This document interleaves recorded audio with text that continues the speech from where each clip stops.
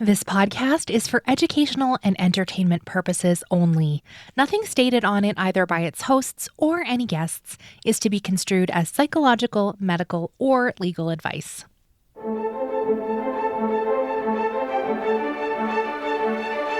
You're listening to Adoptees On, the podcast where adoptees discuss the adoption experience. I'm Haley Radke. Sasha Hom lives an extraordinarily unconventional life. I'm so excited to introduce her to you. She is a writer, a goat farmer, a mother, and her new book, Sidework, is incredible.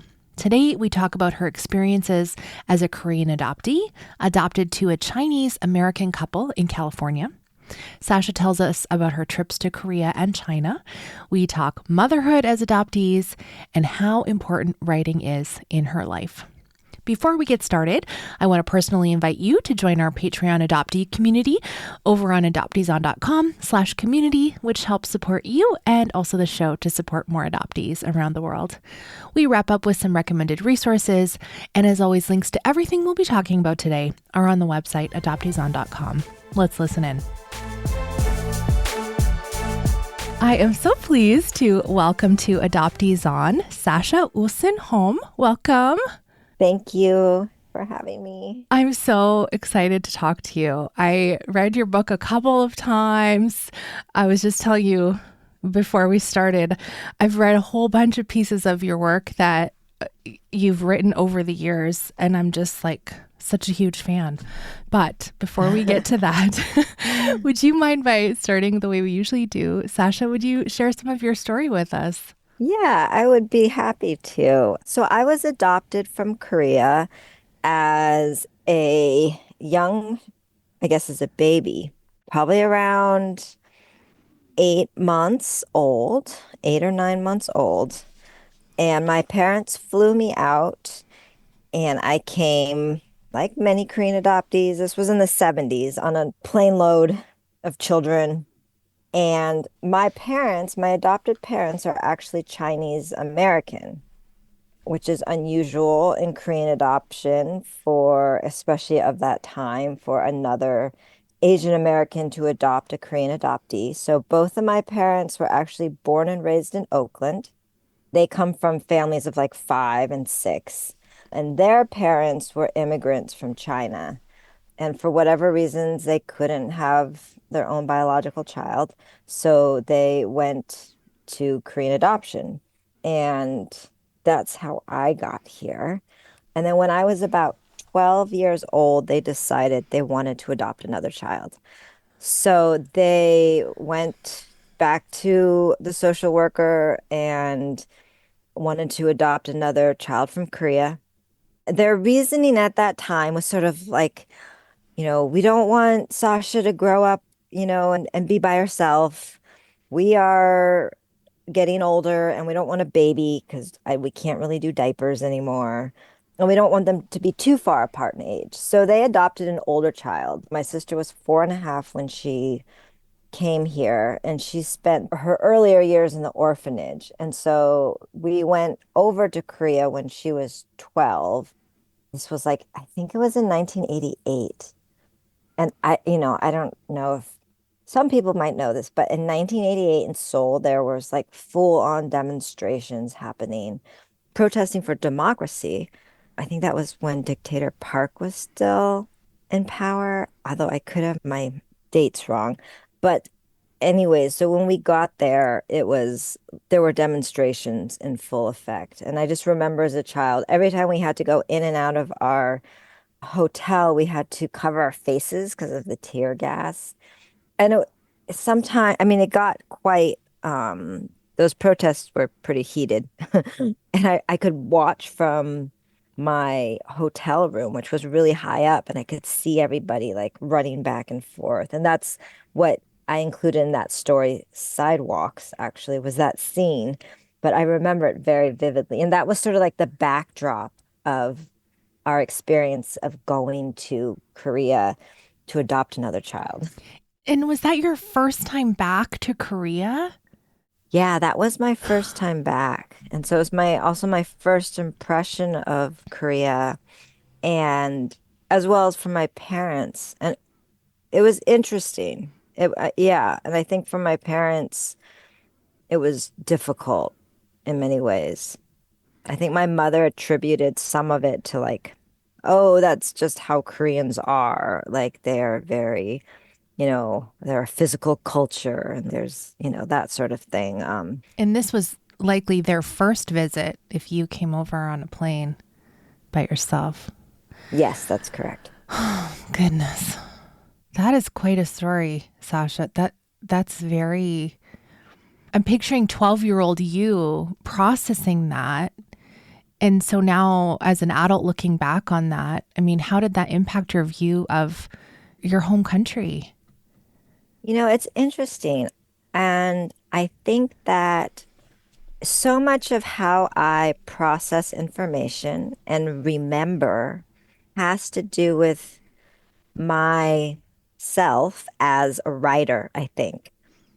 So things that stay with me are, certainly the feelings of being there, of like confusion, but also of like, there's this feeling that this is where I came from, and yet I don't necessarily feel a familiarity with this place or this culture or this language, but I feel like I should feel those things.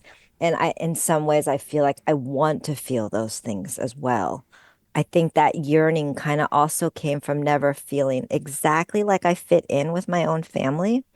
And, I grew up in Berkeley, in California, in the Bay Area. So I grew up in a really diverse community. I was fortunate in that way. My best friend was adopted. Some of my other friends were adopted.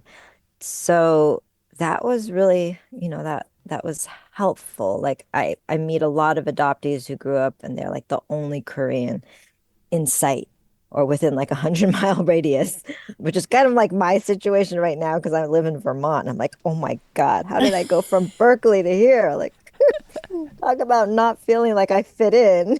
We have to find that out too.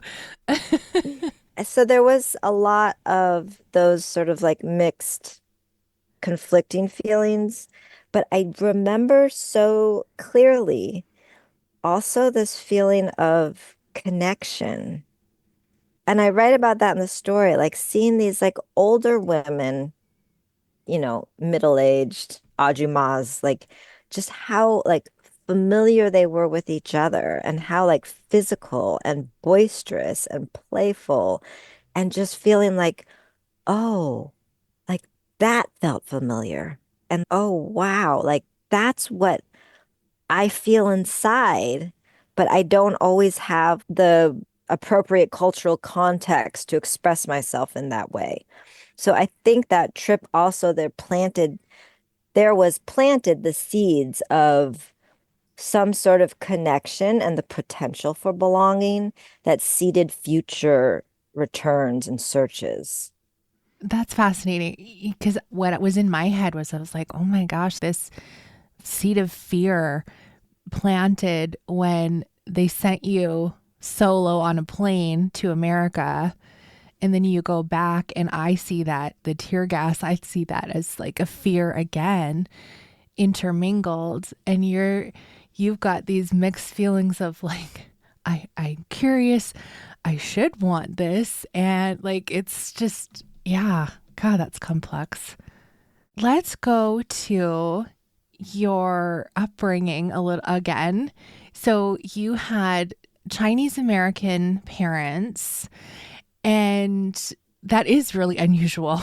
So many of the adoptees I've interviewed that are from Korea are adopted into white families. So can you talk about that experience? And I imagine grew up in their culture. Yeah, and like their culture was very specific and Exactly.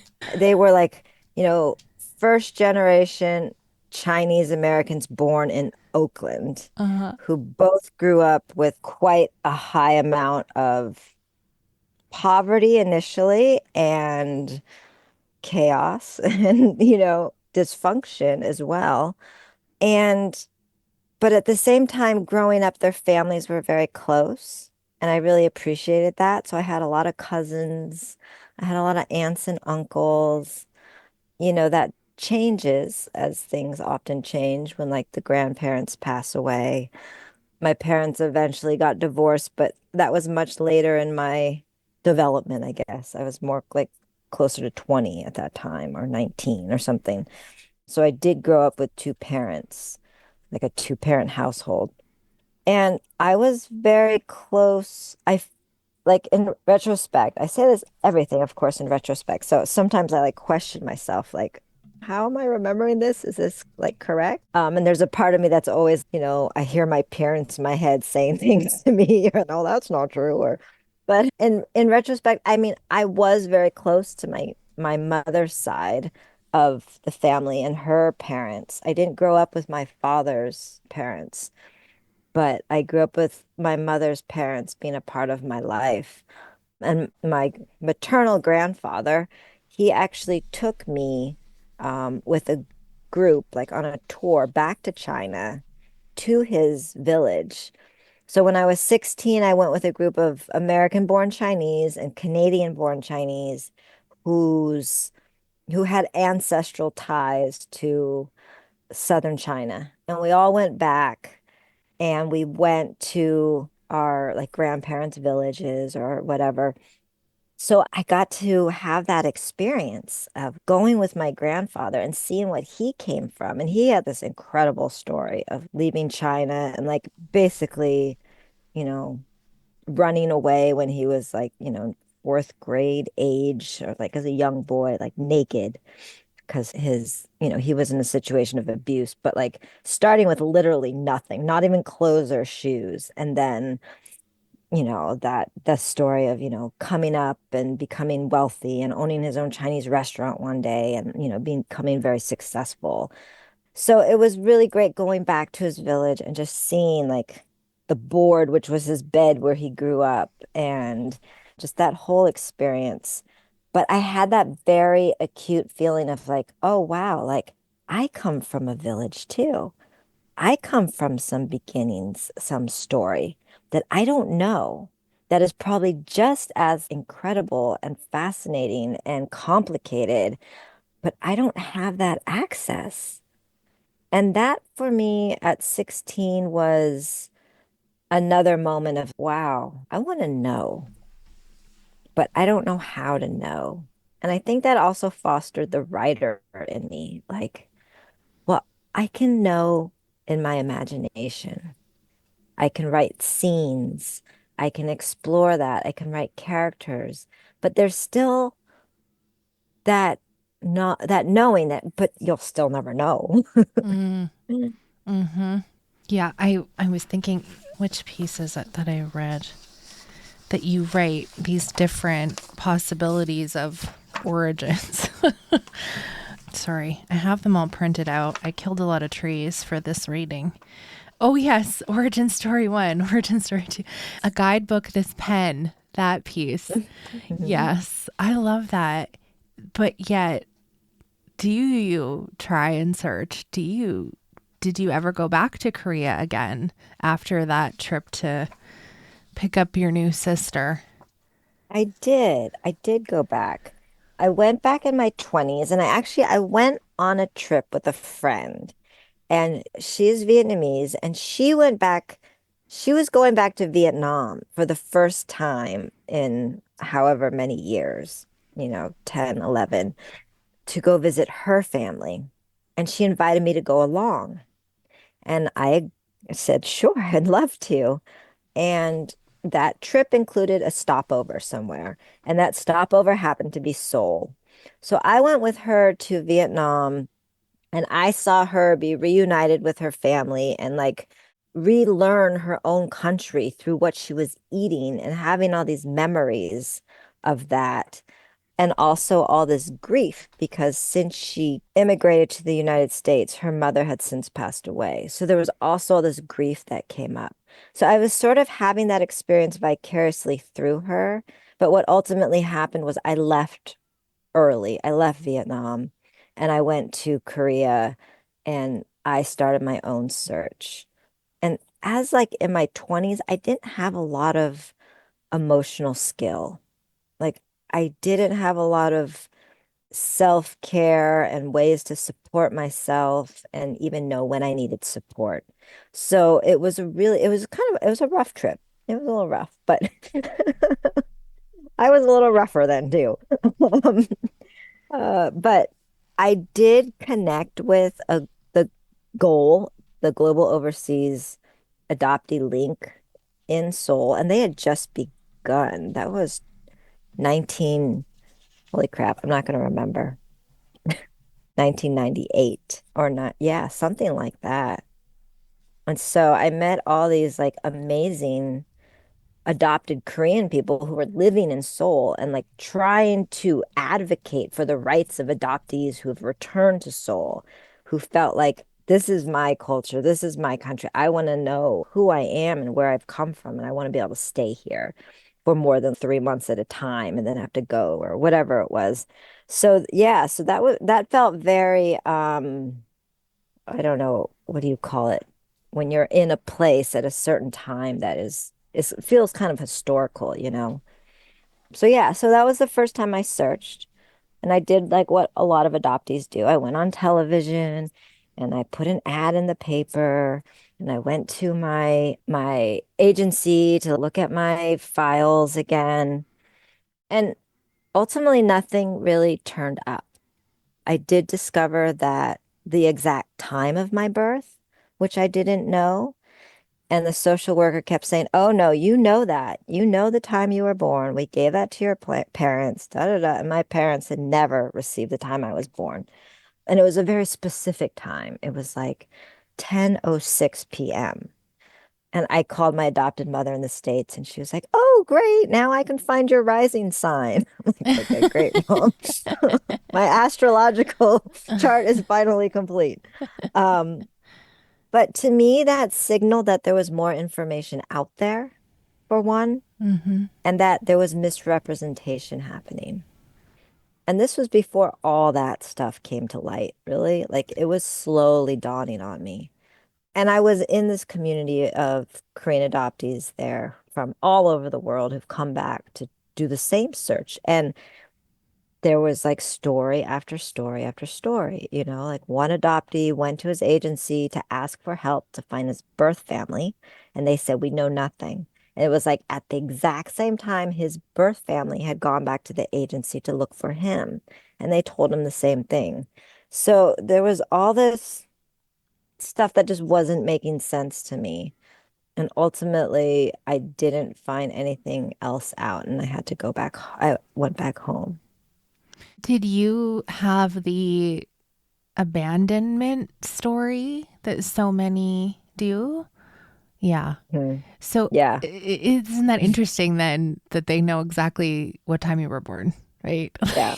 Yeah. I was, yeah, left on a doorstep in a Yeah. basket or something like with Yeah. a Yeah. note. Uh-huh.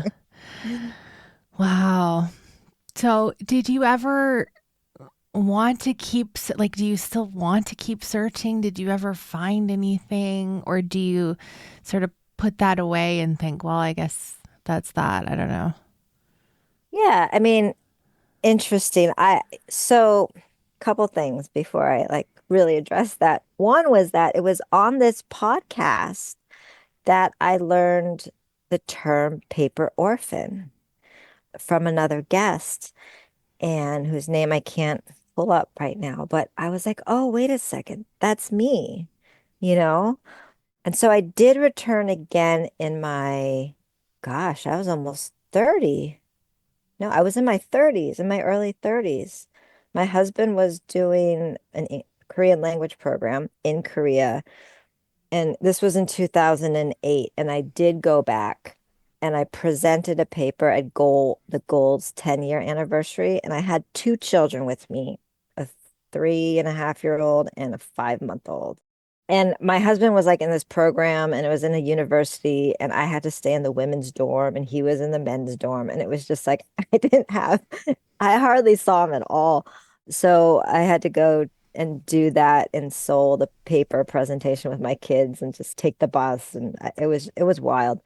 But I did not intend to search. That was never my goal when I went out, when I returned that third time, I guess. But just in case. I brought whatever paperwork I had.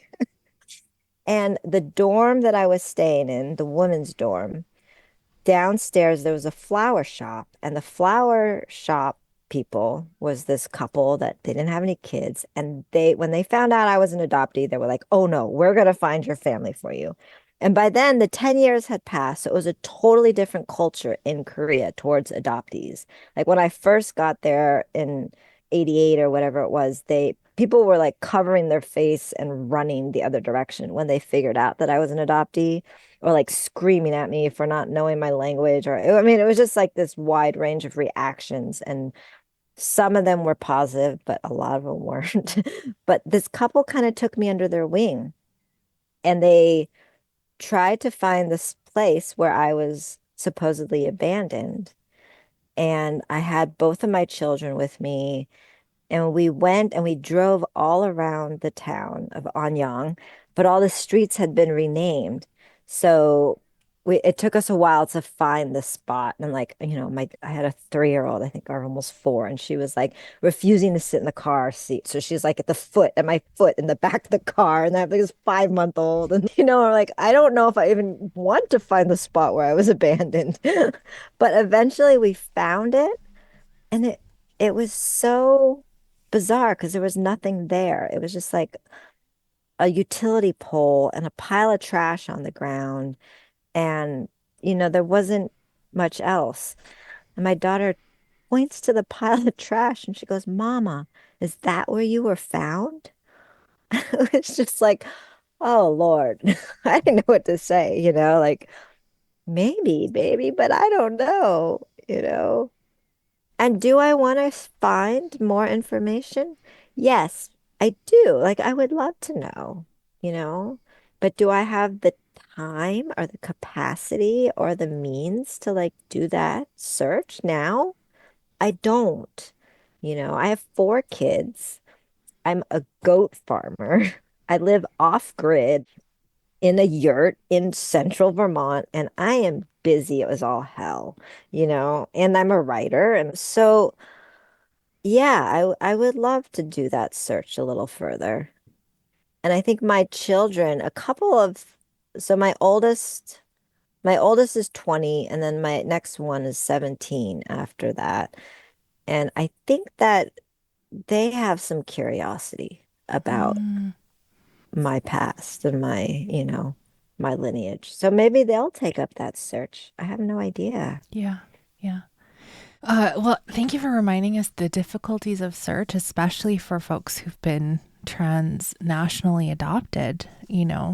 Us domestics take it for granted we can spit in a tube or get our paperwork some much more easily. Okay, before we go to the yurt and the goats, because please, don't worry, I'm not going to miss that. I just have one more question about your adoptive parents. So, were you ever, is misraced a thing? Were you ever thought to be Chinese? Yes, Hmm. you're nodding. Yeah, like all the time, Okay. I think. And I also feel fortunate that I found out I was adopted at a fairly young age. I found out in preschool, and I found out because my friend told me, and I didn't know what it meant. And somehow, like her mother told her, and she told me, so my parents didn't tell me. And so I had to ask them what it meant. And that's how I found out. So I think, that was helpful. But people would always say I look like my father. And it's like, sure, whatever.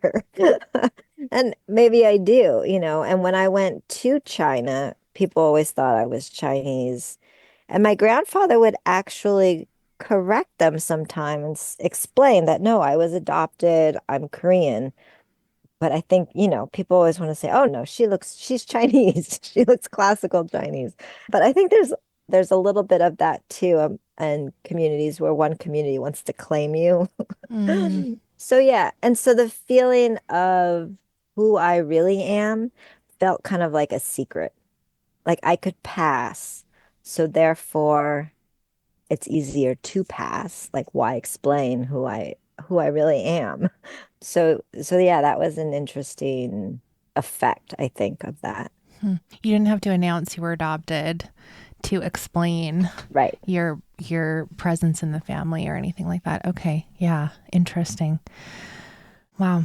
Thank you. Okay. So you live an unconventional life, and how did you come to be goat farmers and nomads? And you know, I know that you were in California and the wildfires sent you to Vermont essentially, but can you share a little bit about that part of your life with listeners? Yeah, it's sort of a long story, so I'll try to keep it brief. But it began when I had my first child. And I think, like a lot of mothers, I was going crazy. And I didn't understand like how people could be a stay-at-home mom and not have community and try to like actually make a living and be artists and make work.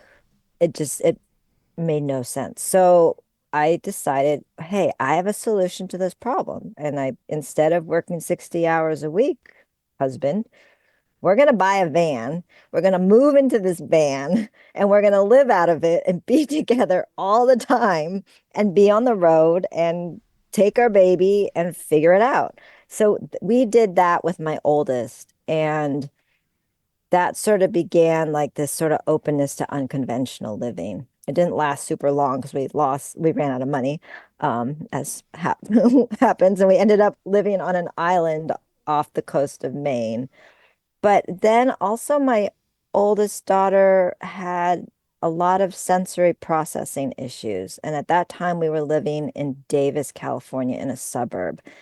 And the recommendations were things like, oh, like have her carry something heavy or like this joint compression stuff to get proprioceptive input into her body or like wear a weighted blanket. They had all these suggestions that felt, you have to manufacture the effects of that on their body. But we noticed that when she was outside, like when we were in the woods and camping and she's climbing trees or she's hiking and we're carrying backpacks or we're at the beach, she was fine. I think after her first year of preschool, we took her, maybe it was kindergarten, we went backpacking. And it was like she literally walked 7 miles at the slowest pace possible. It was like one foot in front of another, in front of another. Not the whole 7 miles, but it was a good amount of time. And it was like she needed to do that to process her first year of kindergarten. And so we let her do it. My husband stayed with her because I could not keep that pace. And I was like, I can't do this, but he can. And so I think that also re kind of reoriented us to the possibilities of the cliche of the healing power of nature, which is no joke. This kid got something from being outdoors that helped her be in her body and be her in herself. So we left Davis. My husband got a graduate, what do you call it? Dissertation fellowship. So they paid him to write his dissertation. So I'm like, okay, baby, that means we're gone. We don't have to be anywhere. So we moved back into the van and we looked for another place to live. And also, I would say like economics has a lot to play in it because we didn't have a lot of money. We're not like, oh, let's go buy land and, start a homestead. It was more like we have to figure out how to do this. We have a couple canvas tents, we have our dog, our kids, our van, which brought us to an intentional community because we could live there fairly inexpensively and do unconventional things. And that ended up being living in tents. So we got like a big canvas tent and a teepee, and there was space in the woods that we could live, and we figured it out that way and caught rainwater and cut all our own wood, and we'd have to walk in. And we had, by then, at the end of that, we had 4 kids. So a lot of our kids grew up that way, just outside. But yeah, and then the wildfires happened, and there went that situation. And it was the fourth year in a row where we had to evacuate because of wildfires. also mostly because of smoke. Because like when you're living in a tent, there's no protection. It's just you and the elements and the smoke. Yeah. So we would always evacuate. And the last time in 2020, we were in pandemic. I'd lost my job as a waitress because of the pandemic. So I was also on whatever they would give you. They were throwing me some money, but not much. So we took that as an opportunity to be like, okay, let's figure this out again. Let's go somewhere where there's not wildfires, where it's not quite as expensive and competitive. And that's how we ended up in Vermont. I mean, it was just literally like driving and driving and sending out emails and seeing what came back. And just Vermont, somebody answered an ad that my husband's cousin put out there or something, or not an ad, an email, and said that they had a place for us. And so we bounced around Vermont a little bit, and then we found a land co-op. So we're on cooperatively owned land. And we were here for a while before they're like, okay, sure, go ahead, put up a yurt. And so that's what we did. But you can't live in canvas tents in central Vermont, although I'm in one right now. So we live in them half the year. But then so that's why we upgraded to yurts, which is a significant upgrade. Just to keep a little warmer, I suppose. Okay, so unconventional life, not an exaggeration. I'm curious, you must hear this a lot. I could never do that. We could never do that. And what do you think people fear when they ask you that question? I think that people say I never want to do that because they don't want to have to challenge or rethink what they are doing now because it's a lot of work. And sometimes, I mean, we do get a lot of, not a ton, but we get a lot of reactions to how we live and how we are. And not a ton, though. But I think the most common one is like, oh, like fascination. Like, I wish I could do that. Like, where do you go to the bathroom? Like, how do you like that kind of thing, Like, how do you like get in touch with other people? And um, How are you doing a podcast? yeah, yeah, How did you right. write a whole book and publish all these stories and articles? Yeah, yeah, which is its own thing, right? And Uh-huh. it's true. But I think, yeah, I mean, anytime you're doing something out of the box or out of the norm, I think it can be challenging for some people. I don't know why. Everybody has got their own reasons as to why, but I don't tend to, except here, broadcast my lifestyle to others. So you have four kids and you it sounds like you kind of started this outdoor life, I'm going to call it, to help your daughter. Can you talk about motherhood and especially as an adopted person? Because it's different for us. I think it's different for us. Yeah, that's a great question and way of connecting it. I think that a lot of what came up, all this came up because we were putting our children's needs first in a different sort of way. Not like, oh, I'm gonna like spend all my money so she can have classes at Kumon or, something like tutoring and, it was more, how do you say it? I think that it was also sort of taking into account like the family as like a holistic whole unit. And I think that mothering, I mean, it kicked my butt, right? Like it kicked my butt. When I had my first child, I remember looking at her when she was 3 days old, like the day that I was supposedly abandoned on the doorstep in the basket with the note, and just having that realization that, oh my God, this is what I was like when my mother left me. This is how she saw me last. And it was this realization of like, because I spent a lot of time as a young adult feeling anger about being left. Like, how could she leave me? Or how could I have been like, rejected? And feeling that abandonment and rejection. But in that moment with my daughter, my hormones are raging and everything. But as they are after birth, I had this moment of like, wow, she must have loved me so much to be able to let me go like that and to have to go through all that pain herself. So I think that was a moment where my narrative flipped a little for that story. But the other thing that happened was life wasn't about me anymore.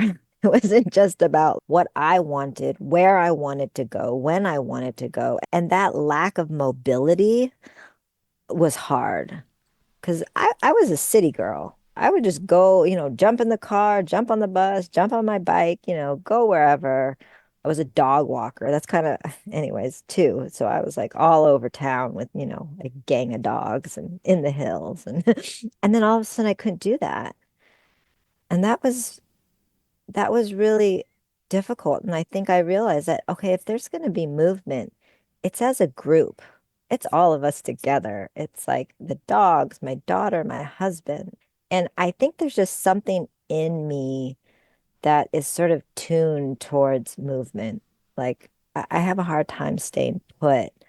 And that has more to do with me, but that was one way in which we as a family, me as myself, evolved as a family into something that was more workable for everybody, I guess. Hmm. And babies love movement. Frankly, I mean, that's sometimes the only way they can fall asleep, right? You're replicating the movement of what they felt in utero. You said something a little earlier in our conversation that perhaps your oldest children, they might be the ones to take up the search. And it reminds me, right, that the adoption severance is not just for our gen, but the ones that follow, and that gap in knowledge can pass on as well. Do you ever think about that? Do you have your daughters ever talked about going to Korea or doing any of that exploration? Yeah, I think my 17-year-old has been more interested about Korea. Maybe my 20-year-old too. She has a friend who is from Korea who has invited her and my 17-year-old to like go back and like offered a place to stay and stuff like that. So I think that they're entertaining that. And they will, I think that there will be some kind of connection there for them. It's so hard to say. Like our children will, I don't know, we all have to figure out like how we belong in this world and how we connect to what we connect to. But it was interesting because I was reading this book recently called Taste Like War by a Korean American sociologist. I can't remember her name right now.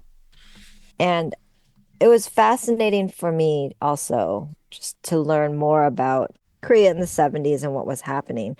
But my daughter asked me what I was listening to because I was listening to it on tape. And so she actually picked it up herself after she was visiting us and she moved back to California and she read it as well, which I was like, oh, interesting. Yeah. So there's curiosity whether or not it's spoken or not. I just looked it up. Yeah. Grace Cho. Is that the one? Thank you. Yeah. Yes. Yeah. Yeah. And it is. And I think that our lifestyle, how it hits the children, it and affects them is different. My 20-year-old, she moved back to California as soon as she could. She didn't ever really accept Vermont as a place for her. And then my 17-year-old, she's home half time, but she spends the other half like in the city in Burlington. And she's really like enjoying exploring city life. But I think that where she goes for nourishment is into the woods Mm. and back with the animals. Whereas my like 13-year-old, she kind of had a moment where she's like, I can't go to school because we homeschool. And she's like, she wanted to go. And then she just had this realization of, I don't think I could be inside for 8 hours a day. And she's like, in fact, I know I can't. And she also has some sensory issues and she's got her set of challenges. And she grew up outside. So she really has used the outdoors as a way of self-soothing and just feeling like this is where I belong in the world. You Mm. know, if she has trouble, she'll go and sit under a tree or in a tree, and we'll see what happens with my 10-year-old. But he was the one who grew up until he was like 5 or 6, never having spent like much time in a house. He had never lived with toilets or doors or like, stuff like that, running water. My 13-year-old still, she struggles with doorknobs. She doesn't like, they just don't make sense. And it depends on the style of doorknob too. There's a great scene in Sidework about that. It's just so All good. right. Okay, I don't want to spoil it. So okay, let's talk about writing before we do talk about recommended resources. How do you fit it all in? Where do you write? Literally, are you writing on paper? Are you writing on your laptop? Where are you fitting this in? Because to live outside is so much extra work that someone like me, okay, am I getting my groceries delivered this week or am I going to go pick them up at the store? No big deal, you know? Right. So I'm very fortunate too, because my husband is, I mean, I guess I wouldn't say I was fortunate, maybe, 5 years ago or something, but he's also an artist. He's a composer. So he understands like the need for time and quiet and a place to work. And which makes employment difficult. That's all I'm saying. The part about not being so fortunate is like we both don't really like to work 9 to 5 jobs, and we don't. So we share and have shared studio space for some time now, and I'll use it in the morning and he'll use it at night. So when we were in California and I was waitressing, I had some extra income so I could rent a place down the hill from where our site was. And it was like an old watchman shack at a mill. And so we would share that space. And now we have two yurts, one that we live in and one that we work in. So that's our studio space. So I go in there in the morning and I write in there. And I'm up pretty early. However, when we evacuated, that was really challenging because we had the van and that was it. We had the little minivan, and then we were staying with his parents for part of a time, although it was pandemic, so we couldn't go straight there. So we were also staying like wherever we could figure it out. I couldn't, there was really hard to find time and space. And I was in an MFA program and I was just, writing Sidework. But and so I would go in the car, and then what I figured out was that if I wake up at 2 in the morning, it's quiet and I can write. So I started doing that. I would wake up at 2 and I would write until about 7, get my kids situated for breakfast, and then take a nap. And then take another nap and go to sleep at really early. And then I did that for quite a while.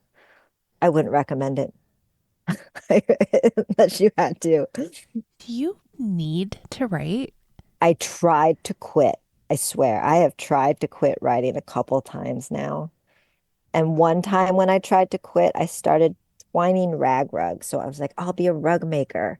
And so I was like stripping all like our old clothes and like making frames and making rag rugs essentially. And they were, really kind of interesting, more like art pieces than rugs, although we use them for rugs too. But then they all slowly morphed into these stories. So each rug, might be made out of like my old daughter's sling. And then it would have this whole narrative that came along with it. And then and then I'd have to write it down or they turned into poems. And I'm like, I can't quit. Like I am physically, like consciously trying and giving myself some other like expression. And it just keeps coming back. So I was like, all right, I give up.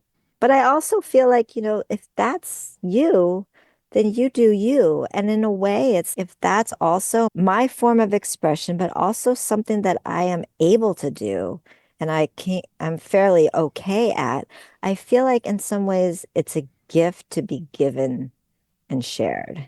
Mm. Like a gift is a responsibility. And so I kind of gave up and stopped like criticizing myself, being like, oh, it's like self-indulgent or oh, it's this or that. And realizing, no, it's not. It's not like, you have to thrive to be able to give. And regardless, if you're doing well, you're touching people, you're showing Yeah. people, especially your children. Mm. So like when I decided to go back to an MFA program, again, I was like, oh, I shouldn't do this. Oh, I'm going to leave my children like 10 days for 10 days, twice, what's it, twice a year, because it was a low residency. My son was like 2. I think he was even still nursing. He was if he was 2. Anyways, but I was like, I just need to do this right now. And when my daughter found out, she was just, and I've said this before too, it, it touched my heart. She was like, Mama's going back to school. Mama's going back to school. And she didn't go to school. She had no idea what she was saying, but she was so excited for me and proud. And I was like, okay, I get it. I got to do it for them. I love that. And you don't realize, but you're also doing it for us. You meant like it's a gift for us. I read Sidework twice, and this is going to sound simplistic, but it's so real and authentic. And you know the person that you're describing to us just by how they're treating the server in the story. It's so quick, it's so fast paced, it's so funny and sharp, and you're making all these societal critiques, and yet it's so easy to read. And it's just, God, genuinely loved it, truly. Thank you. And then in preparing for this, I read your short story Sidewalks, and it moved me so much. I thought, oh my gosh, is this my favorite short story I've read in the last couple years? Like, I think it is. Thank you. Yes. And now getting to hear your story from your mouth, I see the pieces of you in Sidework and the pieces of you in Sidewalk, and your story and how you sort of blend those things. I really think listeners are going to just love both of these things. We'll link to them in the show notes, but Sidework especially, congratulations. It's so Thank wonderful. you. Thank Yeah. you. I really appreciate that. Yeah. Yeah. Is there anything you want to tell us about Sidework? Well, so I wrote that when I started it when I was at my MFA program. So I was working on that too, and we were again like moving around and without a place, and it was really enjoyable. The book, not the moving around without a place, but the book. It was, I just, and even to this day, like I do a lot of library presentations in Vermont that where I just decided I was going to do a PowerPoint for them. I've never done PowerPoint in my life. So I decided to make this presentation of the book a PowerPoint. But it's been really fun because I include a lot of photos, like old photos of like how we lived in California and in the tent and all my children. And it's sort of like what do you call like a personal narrative presentation of like what was going on in my life when I wrote this, what my life looked like, and as well as I do reading. So then I'll read excerpts and I'll kind of link it also to like the craft decisions I'm making in the book and how those craft decisions also sprang from our lifestyle choices and like what was and like this is this whole thing and it's been really fun. But it's sort of like popping the hood on the book Yes. and showing you all the what's inside. And I've had readers who like do their library book clubs be like, "Oh my God, like when I first read this, I was like, what is this? Like how do I read this?" And then to hear me talk about it, they've had these kind of like these feelings of, "Oh wow, that's like I want to read it again," or like so that's been really fun. Mm. It's hard to sell a book from a small press and do all your own marketing. Yeah. And it's sort of taken a back burner in my life, partly because we raise meat goats and we're trying to start this program kind of like Heifer International, where individuals can buy meat from us and then we donate it to community organizations who then distribute the meat to people who are food scarce. I have one organization who supports survivors of torture and trauma in their home countries. So we get it to a lot of refugees and immigrants, refugees especially, who will be losing food stamp benefits soon. So that's what we do. Mm. And we're in a drought in Vermont. And the way we feed our goats is we rotationally graze them. So we're moving paddocks every single day with electric fencing. So now I'm moving paddocks like twice a day or three times a day, like trying to get these goats food. But yeah, it's a lot. It's a lot, and you get a glimpse into Sasha's life, although it is fiction, but there's for sure pieces of you in this. Yeah. Okay, so you and I discussed briefly on email what you wanted Oh, to right. recommend and sort of tell adoptees before we wrap up the show. That was a hard one because I feel like some of like the support I get for myself as an adoptee and feelings of disconnect and that longing and not knowing and that mystery, like the solace I get for that sometimes are in more conceptual ideas. And I think the conceptual ideas that I mentioned, well, one, and I write about this in Sidework too a little bit. It made its way into that book, but is the idea, and I learned this a while ago as a mother, that when we conceive a child, that child's DNA is in our bodies, sometimes for decades, whether or not that child is still living, even. And so it was a moment of like healing for me, but also because immediately I felt like a closeness with my own children.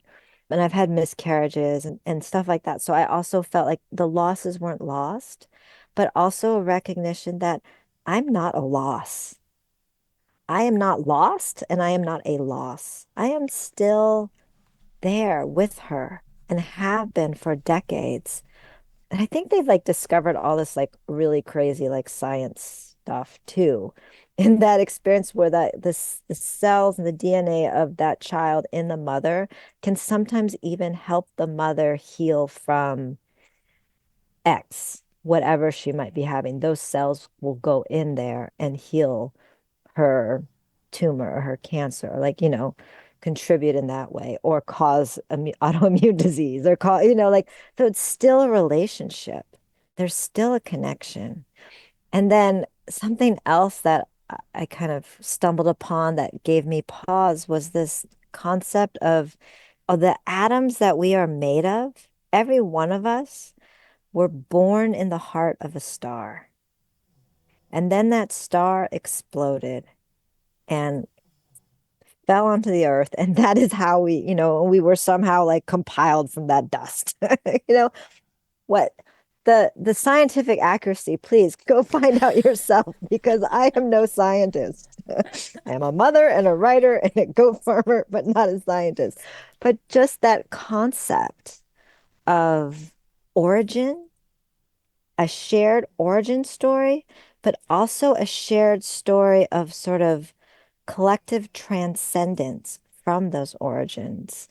And that's also something that I explore. I just finished my second book that it's not published yet. It's not represented yet. It's still kind of, but it's something that I really kind of took up was that idea of collective transcendence and bringing together a group of characters who have suffered through so much trauma and loss and just hardship and then where they end up and how they keep going, even together as this sort of motley group that is only connected, in my book at least, by the fact that they were all at People's Park on the day of eclipse. So that was like the premise of it.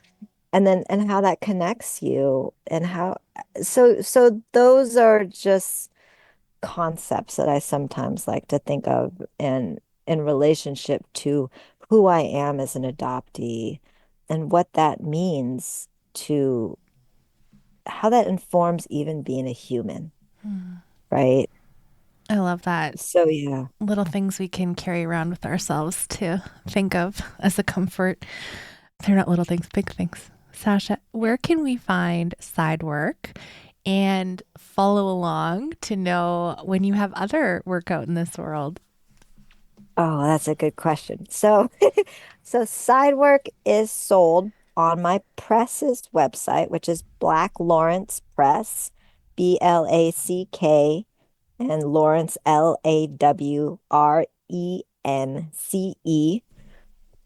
I think it's blacklawrencepress.com. And also, I'm on Instagram. It's either at Sasha G Hom. It is Sasha G. Hom. Okay.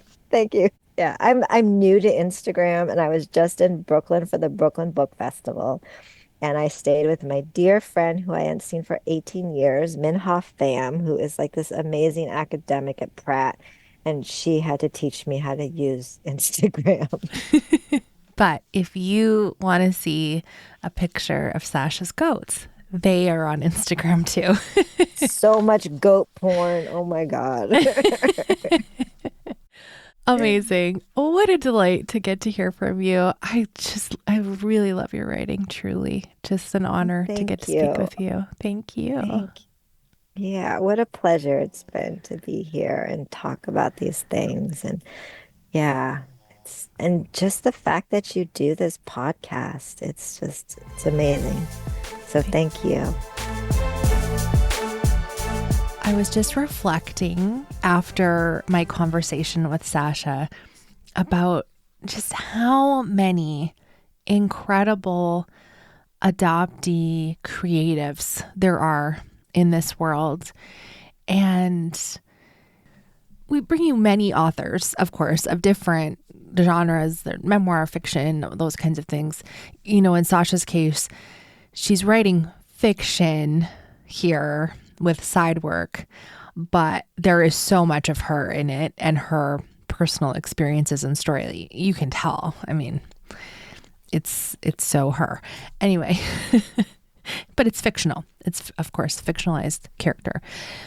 But besides writers, I don't know if you remember way back in the day, I did a whole series about adoptees and creativity, and I talked to artists and actors. You know, we had a costume designer and folks who had written their own, one person shows to a whole production where someone could come and walk through their imagined childhood home with adoption artifacts throughout. And I mean, we've been working at trying to tell people what the adoptee experience is like for years and years and years, well before I ever started a podcast.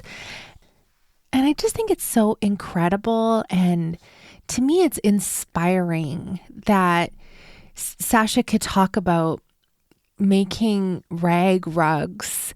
And as she's weaving them, there's a story because of the fabric that she's chosen and how we can do that in our own lives. I mean, I'm really thinking about this because I'm working on this other podcast and I'm sure we'll be sharing how you can support that and soon, if we haven't already. It's coming. I'm working ahead while I'm recording this. Anyway, I'm thinking of this because we're telling stories of adoption so that the general public can understand its impact. And I'm so grateful that so many of you have gone before me to share in your own special way. And whether or not you're an artist, as you share your personal story with your friends or your close to you, the people that you feel safe with, it impacts their view of adoption and helps them start to critique the adoption system. And all of those moments matter and shift things. I really believe that. So I was digging for something in my app called Bear. I don't know if you've ever used that. It's like a notes app, but prettier. And I started using it, I think, in 2017. And so I was just searching for a document, which ultimately was not there, but it brought up this letter that I had written in 2017 to someone who asked me about adopting. They were thinking of adopting. And I brought up the letter and I looked at it, and it was long. And I was like, I can't believe I sent this letter. It literally outlined all the same critiques I'm making today, this many years later. And I just felt really proud of past Haley for saying those things out loud to someone privately. And now I'm going to say those things out loud publicly, and have been, really, but publicly in a different way. So I don't know. I'm really thrilled that there is this work being made. Sasha's work, Sidework, is about this character who works in a diner, and the whole morning, that's what it is. It's the morning of work, and it's all the tasks that she needs to do, and all the people she serves, and the people that she works with, and their stories and little vignettes here and there. It's really remarkable. And through that, she critiques adoption. How about that? I just think us adoptees are pretty special. Anyway, thanks for allowing me to carry on here with my little, I was going to say rant. It's not a rant, just a thoughtful vignette for you to chew on and decide, how are you going to share your story? And is it through a creative outlet? Is it through a conversation to a friend, and sharing little pieces of yourself on social media or what? I don't know. I hope you do. Thank you so much for listening, and for listening to Adoptee Voices in particular. And let's talk again soon.